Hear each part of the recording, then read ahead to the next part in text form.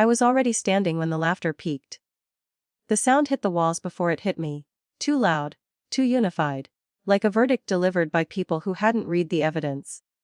My brother leaned back in his chair, wine glass dangling loosely from 2 fingers, wearing that easy grin he saved for moments when he knew the room was his. "You'll be alone forever," he said, glancing at my empty side of the table. "At least your job gives you some worth." For a second, I didn't breathe. The condensation from my drink slid down the glass and soaked into my palm. I tasted gin, citrus and something sharp and bitter I couldn't name yet. I waited, just a heartbeat, to see if anyone would interrupt. Correct him. Soften it. No one did, so I placed the glass down carefully, stood up, and pushed my chair back. The legs scraped against the floor. Too loud in the sudden quiet, and I walked out before anyone could decide whether to stop me. The door closed behind me with a soft, almost polite click. I didn't look back. 2 months later, the boardroom was silent for a very different reason. My brother sat at the far end of the table. Hands clasped so tightly his knuckles had gone pale. The usual confidence was gone, replaced by the controlled stillness of someone waiting for bad news they already sensed was inevitable. I took my seat. The nameplate in front of me caught the light. "E's lead investor." He looked up. Our eyes met. I held his gaze and said, calmly, "Funny seeing you here." The air shifted. Not dramatically. Just enough to matter. Growing up, my brother learned how to speak. I learned how to listen. He was 4 years older, charismatic, reckless, naturally magnetic. Teachers praised his leadership. I fixed his mistakes quietly. At home, he dreamed out loud. I made sure the dreams didn't collapse under their own weight. That dynamic followed us into adulthood. When he decided to start a company, I didn't hesitate. I helped him draft projections, corrected inflated assumptions, and refined pitch decks until they could survive hostile questioning. Investors often directed technical questions at me without realizing it, assuming I was just helping out. I never corrected them. When money got tight, I covered gaps.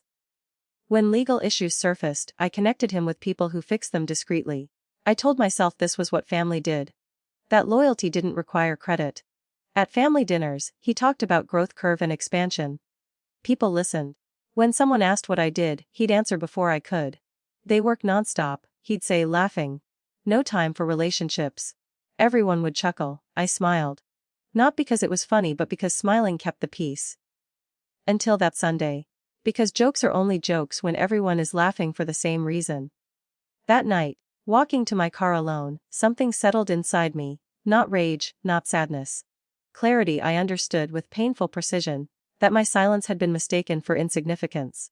And once you see that, you can't unsee it. I didn't confront him. I didn't explain my feelings. I did something far more decisive. I stepped back. Calls went unanswered. Messages stayed unread.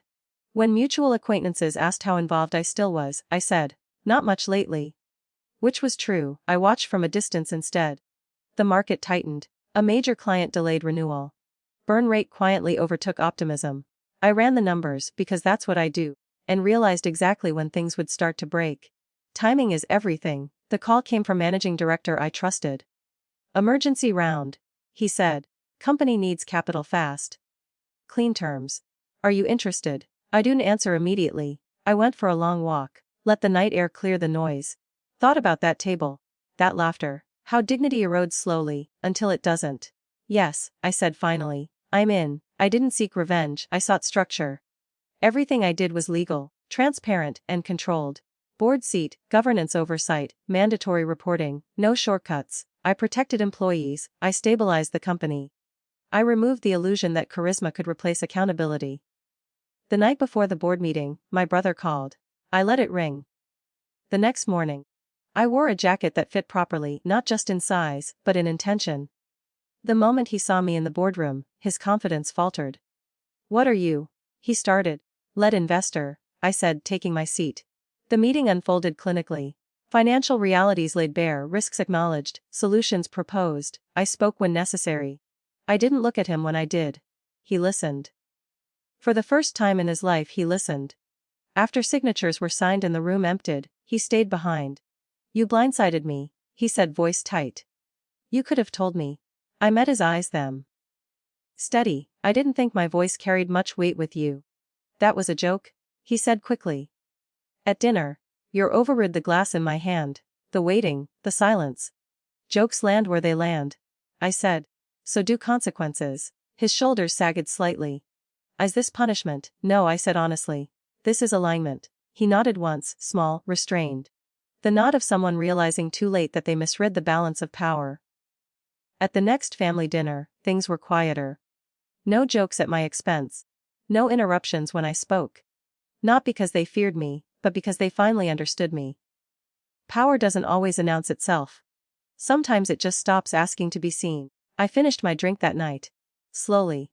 Completely, and for the first time, I didn't feel useful, I felt whole.